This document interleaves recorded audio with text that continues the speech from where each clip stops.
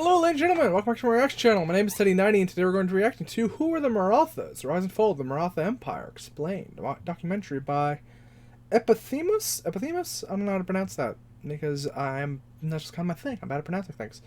Now, I'm going to get this right out of the way. I'm a self-proclaimed history nerd. I know a lot about history, psychology, sociology, and philosophy. I don't know anything about Indian history. I know very little, and that is saying something. I know very, very, very little about Indian history. I know tidbits here and there, like cursory knowledge you gain from having an interest in history, right?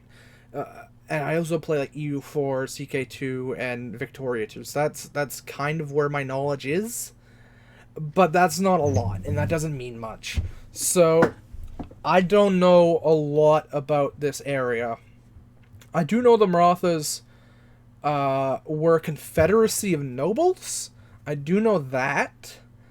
I know that they were Hindu primarily, and were mostly united to try to force out the Mughals. They probably wouldn't have lasted as a society because they were like a confederation of nobles. Confederations of nobles either end up centralizing and making a feudal monarchy or something similar, or falling apart. Noble type governments have a tendency to splinter. Just so many other powerful interests, but that's just from basic knowledge. So that's about where I am. I also know in Empire Total War they were controlled by a female ruler. I don't know who that is, but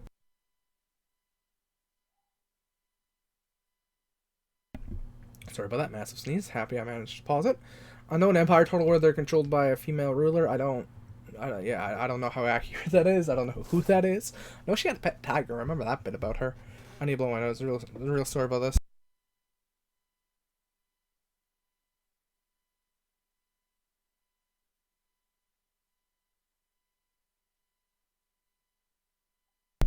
Now, on to the little bit so I don't know a lot about the Marathas. I know the French primarily were the ones in southern India until they lost the 7 Years' War and the British forced them out. I don't know about the dynamics there. I know the British primarily expanded via the British East India Company, which it wasn't really Britain expanding, it was the company, and then Britain just ended up taking over like 100 years afterwards. I know they primarily expanded based off of like forming alliances or forming vassalization with rulers and then putting them on top of different regions in India, or having them be rulers in different regions of India and basically having it be like sub-states that are underneath the company with the company theoretically underneath Britain. So I know that's kind of how that worked. But again, I don't know a lot about this, so we're just gonna go on in. I hope they mentioned the woman with the tiger from Empire Total War. I don't know who that is, but I know she's a person. Here, let me show you. If you've ever played Empire Total War, Empire Total War Maratha. Yeah, let's see if it shows the leader. Yeah, so it goes to the Indian flag. Yeah, a long war campaign. Blah blah blah. Oh, it doesn't actually show. Confederacy too powerful. Leader. You're not gonna show it. Maratha Total War. Blah blah blah. Absolute monarchy. Maratha Confederacy Raja. And then the Mughal. Is there no like description of her? I swear to God. Maratha leader. Yeah, her.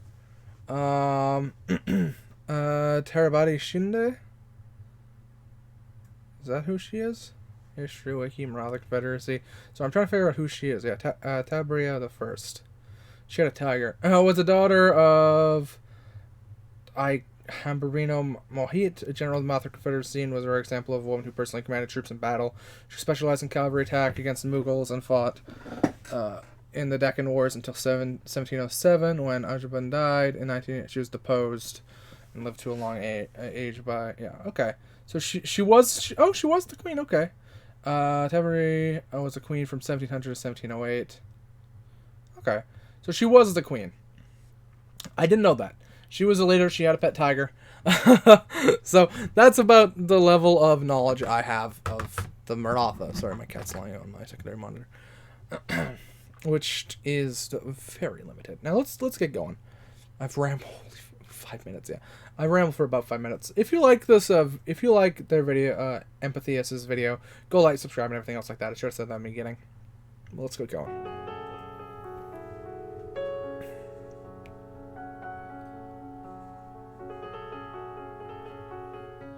The Maratha Empire was the last great Hindu superpower in the Indian subcontinent. Maratha. Okay, not Maratha. Again, mispronouncing things kind of my thing. Prior to the establishment of the predominantly Hindu state of India. Before the rise of the Marathas, India had been dominated by the Mughal Empire. The Mughals were Persianized Central Asian Turco-Mongols who had converted to In 1757, reality is an actual empire. Islam, claiming descent from the renowned conquerors Genghis Khan and Tamerlane. They shared their ancestors' acumen for conquest and occasional brutality.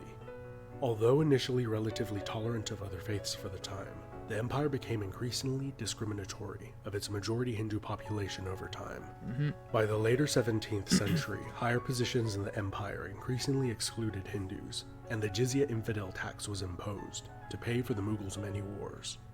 You see that a lot. You see that a lot in a lot of fallen empires, where empires first start off pretty tolerant, and then over time they end up becoming less and less and less tolerant because more extremist, because power ends up getting like centralized in the hands of fewer and fewer, and traditionally religious figures end up having a bigger influence over the kings as that happens, and then it ends up in a tightening grip, which then leads the empire to go into decline. Because very religious conservative thought and persecution tends to lead to dissolutions of empires. You saw the same in the Ottomans. You saw the same sort of in the Romans. The Romans is a bit different because they fell into degeneracy. You saw a similar, I think, in the Assyrians. You saw similar in the Chinese empires at times. Now, that's not saying that super religious fanatical empires can't do very, very well. It's just being very persecutory tends, and having power be super centralized in one particular location tends to lead to the periphery falling apart. And if they don't act super fast on that, they end up falling apart. Generally over like 100 years, but yeah. Empires tend to go like that. So the Mughals falling apart wasn't particularly unique. Since the 15th century, the Bhakti movement spread from southern India northwards, increasing the devotion of the Hindu population and the sense of need to create their own strong, independent nation. This movement influenced many of the Marathas. The Marathas were a Hindu warrior class who had mainly worked for the Mughal vassal sultans of the Deccan Plateau. The Maratha general Shahaji, whose tiny border territory was precariously placed near several larger states, fought for all major powers in the region in order to ensure the autonomy of his territory. His son, Chhatrapati Shivaji Maharaj, established the Maratha Empire in 1674. He began his conquests with 4 captured forts and 2,000 warriors. After a lifetime of guerrilla warfare, he ended his life with 300 hilltop forts and an army of over 100,000 men. That's a great conquest. That's actually pretty good. Following his death, the Mughal Emperor Aurangzeb dedicated the next 26 years of his life waging an obsessive and brutal war against the Marathas. Aurangzeb's massive encampment was essentially... I like how I nodded like I know what's happening, but I'm comparing this to other empires that I know of that do similar things. Like, they start losing control, then they get one really good emperor, and they manage to, like, hold on for a little bit, and then they get, like, a string of bad emperors.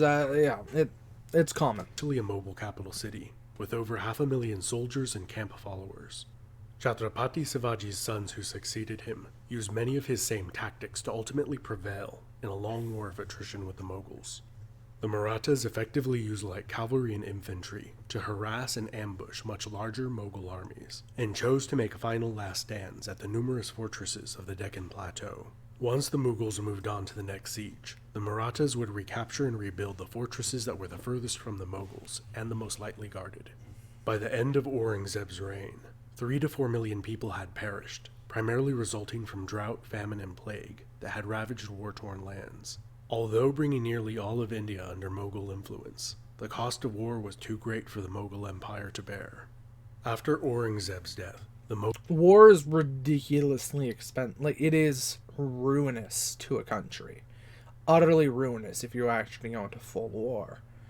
So, wars, unless you have a very good infrastructure, unless you have a lot of roads, you have a lot of other things you have good aqueducts, you have other things like that produce food, you have a lot of good farmers, good farmland, and you're actively like focusing on that and then go to war, it's better. But if you don't have a good infrastructure and then you go to war, it's ruinous.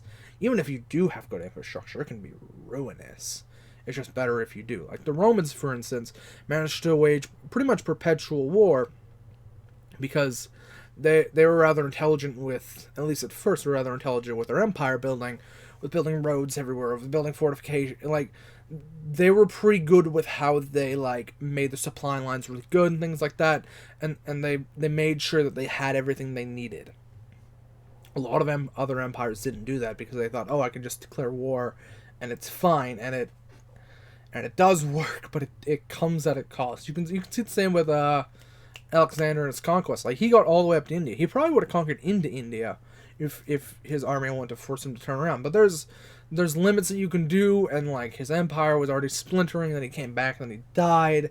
Like, war is ruinous unless you have very strong supply lines, or you're a particularly genius military leader that can manage to get everybody surrounded with you.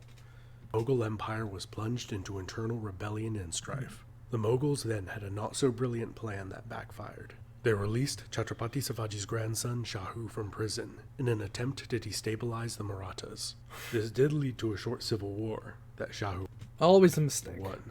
That's the classic. The Germans did that too with fucking Lenin. They did the same thing with Lenin, and they created their biggest enemy on their border. Yeah. Don't do that shit. It's a bad idea.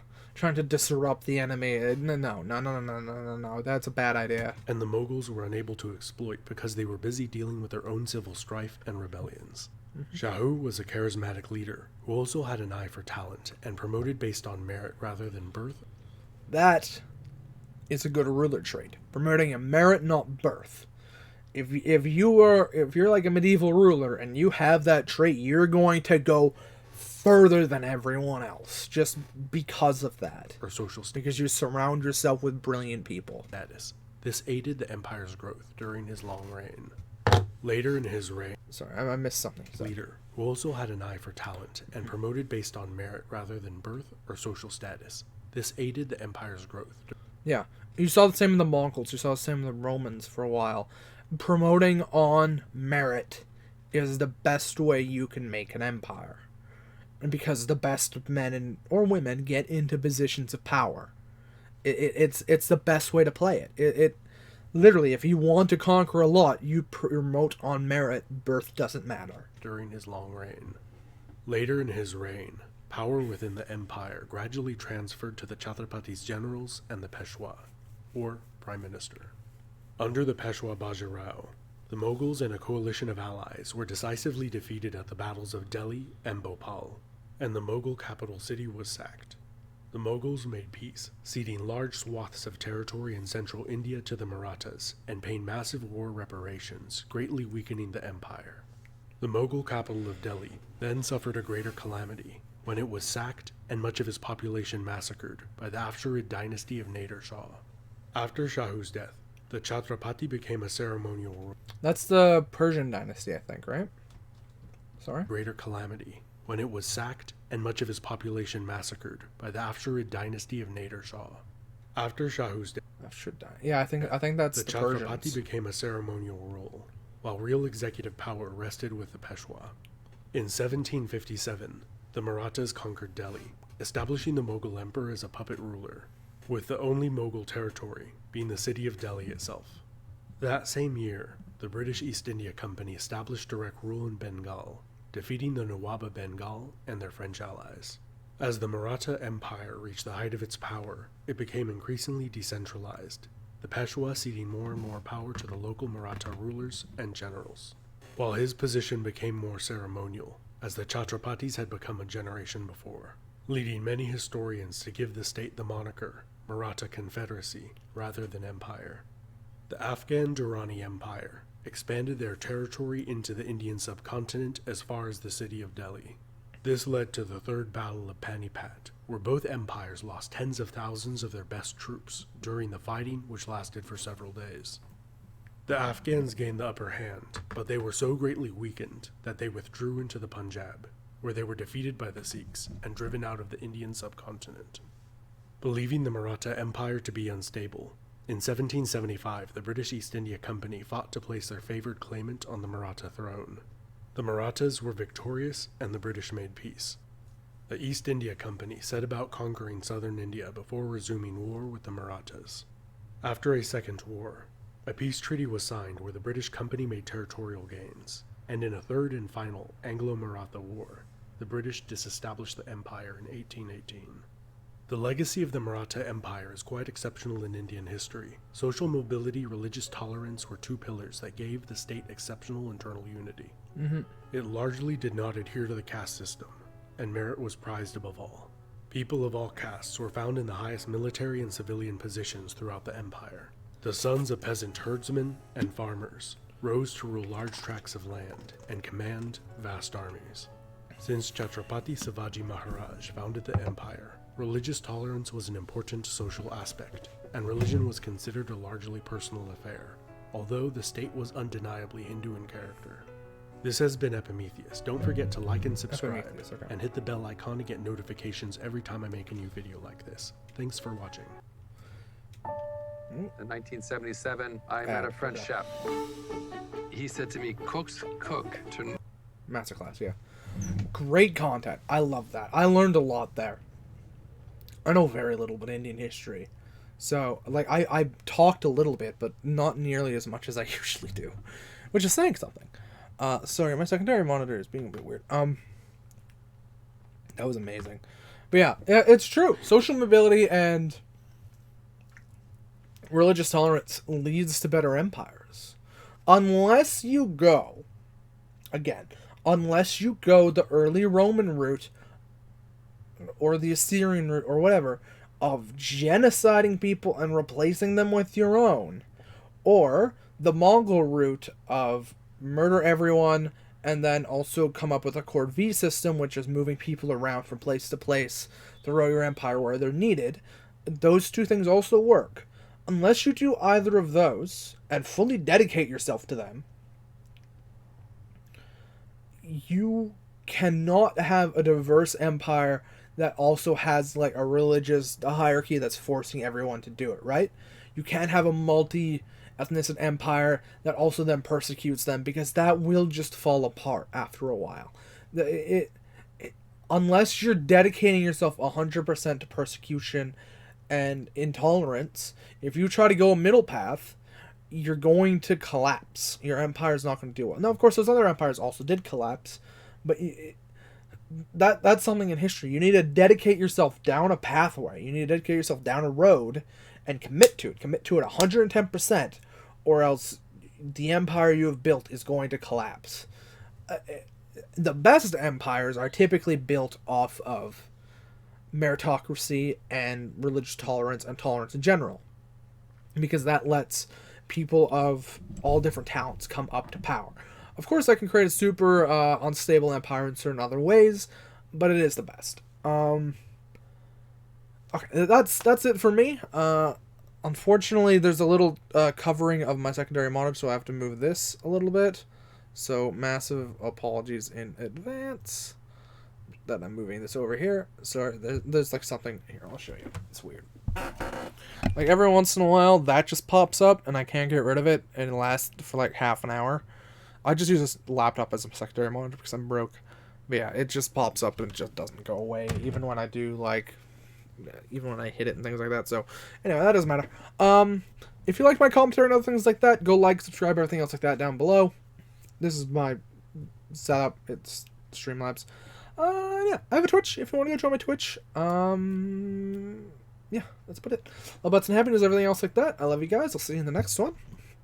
Bye-bye.